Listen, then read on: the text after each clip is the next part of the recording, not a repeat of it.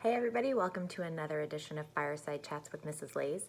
It hasn't been a whole week since I last did one of these, but there have been some developments and I wanted to address those. So first, the board voted to go with credit no credit instead of traditional grading, which yay, happy dance.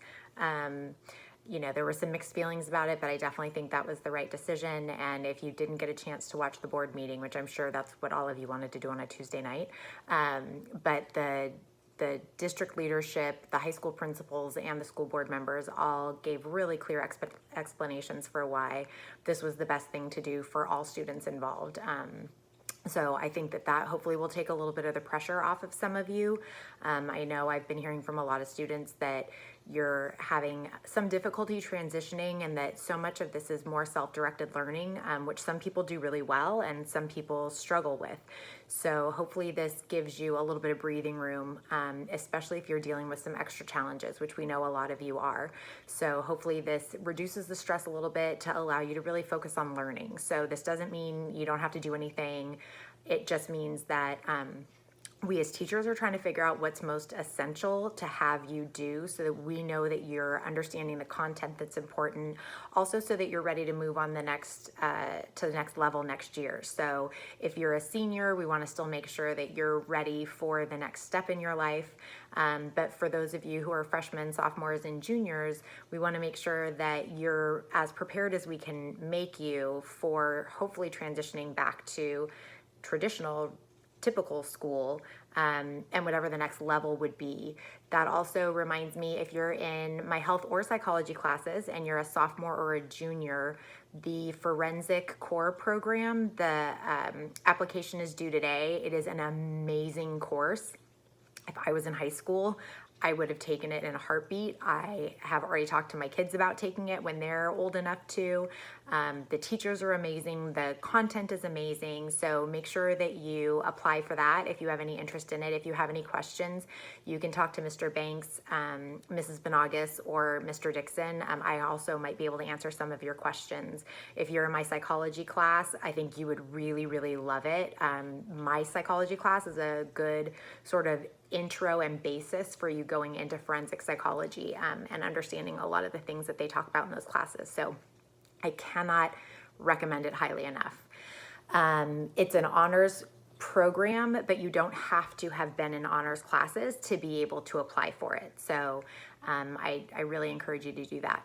Another thing I wanted to talk about is that it's important for you to continue engaging with the work that you're getting online. So in my classes, trying to make sure that everything I give you is interesting and that you can see the value in it. This week we covered the three most common psychological disorders that adolescents experience, and then also QPR training, which is a suicide and intervention and prevention approach.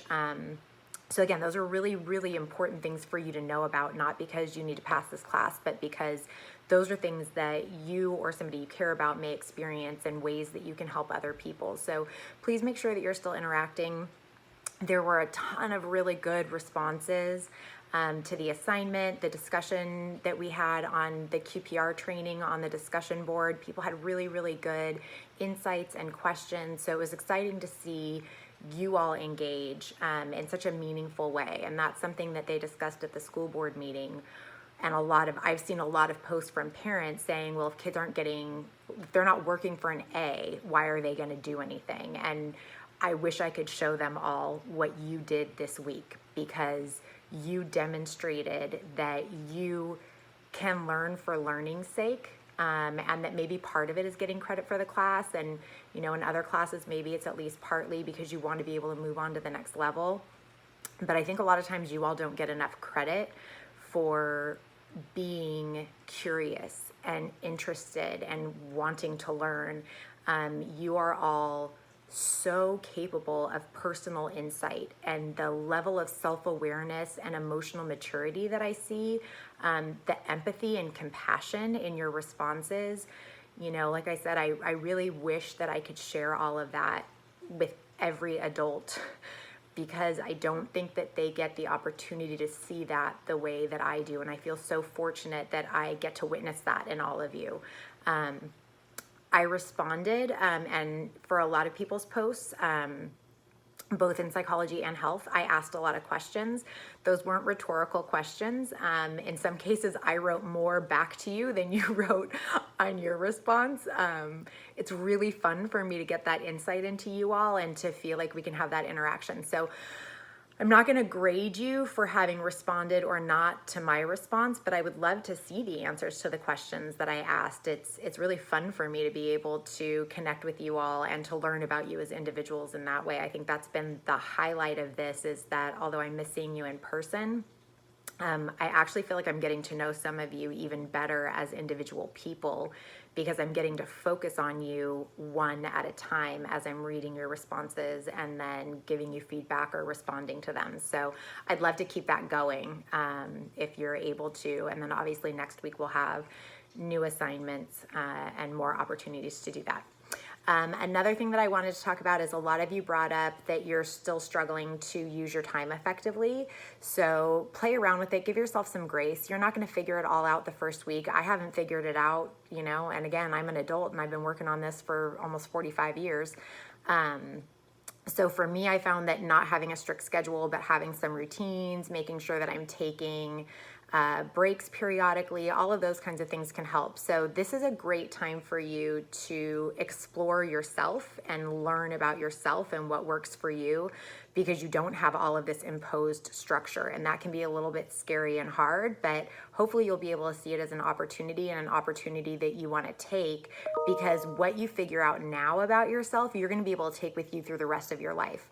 And knowing how to be self-directed and be in control of how you spend your time and the choices that you make is probably the most critical aspect of like adulting. So if you can figure that out now, or at least get some insight into it and some practice into it, you're going to be way ahead of the game. Another thing that came up a lot in the health classes in terms of developing assets, a ton of you wrote that you want to read more for pleasure. So if you let me know what you like to read, I may be able to get you suggestions either of books that I've read, or I can sort of crowdsource from the adults I know. I know a lot of people who read a lot. So if you tell me kind of books that you've read before that you really like, or genres that you like, I may be able to help you with that. Or if you can share with me and the rest of the class what you like to read, that may give them some ideas too. And then volunteering is another thing that a lot of you put for an asset you would like to develop. And so that's going to look a little bit different right now while we're under these stay-at-home orders. But if you do some research and you figure out some ways, because there are things that you can do right now, there are ways that you can volunteer your time and your energy to help people, especially because there are more people in need right now.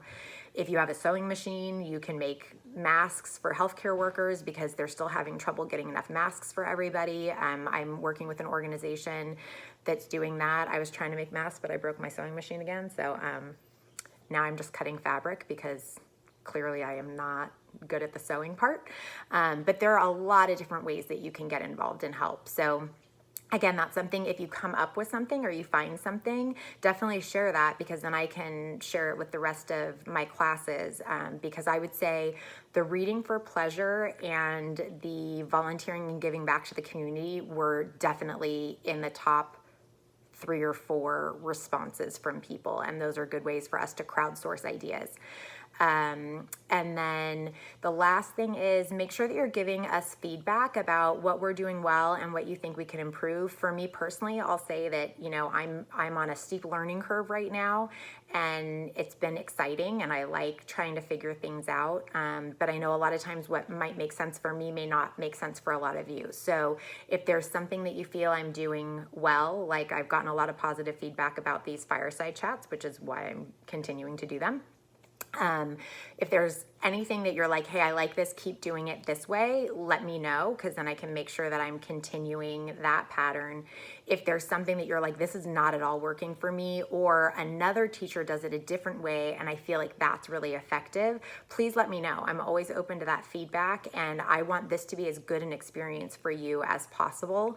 And while I am hoping we are not still doing this next fall, I also am trying to be realistic and thinking about if we are not back in a typical classroom situation by fall, what can I be learning every day from this experience so that when we get back in the fall, we are doing this really, really well, that we have it dialed in, and that not only are we keeping everybody safe and healthy, but really more importantly, that that we as teachers are helping you continue to really learn and find value in school. So again, I'm totally open to feedback. Please let me know. I'm going to send out a Google form that will make it a little bit easier for you to give feedback as well. So I am just continuing to be here trying to parent and teach, and my house is filthy because I would rather spend time on the computer messaging back and forth with you all and connecting with you and cuddling with Molly on the couch. My son's been super into experimenting in the kitchen, which is thrilling to watch, but also makes a huge mess. I've been gardening a lot, which is super cool. I have a ton of seedlings that are like popping up. It's very exciting. It's like having a baby, but without having to get sick and fat and all that. So that's been fun. I think that's pretty much it. I hope you are all staying safe and healthy and connected with people. Try to make sure you're reaching out to people, especially people that you don't talk to all the time. So this is a great time to build some bonds with people that maybe you don't talk to as often when you're not at school. So try to find the opportunities in this situation, but also try to not put too much pressure on yourself. So this is my longest one yet. I just saw the time. It's almost 12 minutes long. Holy cow. I'll shut up now. I miss you. Stay well. I'll see you soon.